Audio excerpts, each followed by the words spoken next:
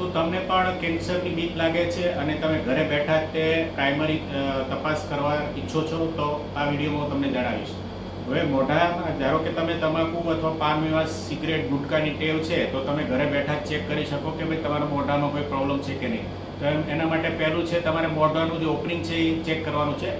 આ કરીને ધારો કે 2 આંગળ કરતાં વધારે ઓછું ખુલતું હોય મોઢું તો તમારે ચીટી જવાની જરૂર છે. બીજું કે અંદર તમારે આંગળી ફેરવાની છે મોઢામાંથી લઈને અંદર દરેક એરિયામાં.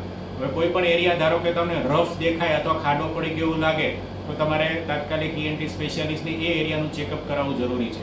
હવે કોઈ એરિયામાં ધારો કે કડક વસ્તુ લાગે, ધારો કે તમને આંગળી ફેરવો અને એરિયા કડક થઈ ગયેલો લાગે તો પણ તમારે બતાવવાની જરૂર છે. એ એરિયા લ્યુકોપ્લેક કહેવાય શકીએ.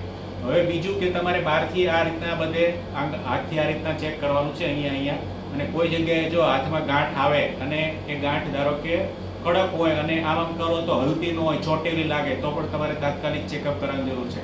હવે શરીરના બીજા ભાગની વાત કરું કે તમને ધારો કે બીજા કોઈ ભાગનું કેન્સર છે અને પ્રોબ્લેમ છે તો તમારે આખા શરીરે આ રીતના ટચ કરીને ખાસ કરીને ફિમેલ્સ હોય એને પોતાનો જે છાતીનો એરિયા છે એને આ રીતના ચેક કરી લેવો જરૂરી છે.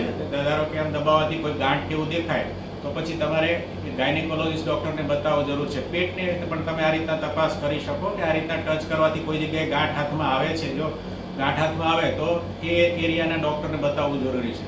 જો આ રીતે તમે પ્રાઇમરી ચેકઅપ કરતા રહેશો તો તમે સ્વસ્થ રહેશો અને અર્લી સ્ટેજમાં કોઈ પ્રોબ્લેમ હોય તો ડિટેક્ટ થઈ જશે. તો તમને આ વિડીયો ગમ્યો હોય તો મારી ચેનલને સબસ્ક્રાઈબ કરો, આ વિડીયો બતાવો બધાને, જાગૃતિ ફેલાવો, સેવ કરો, લાઈક કરો અને મારી ચેનલને સબસ્ક્રાઈબ કરો. Thank you.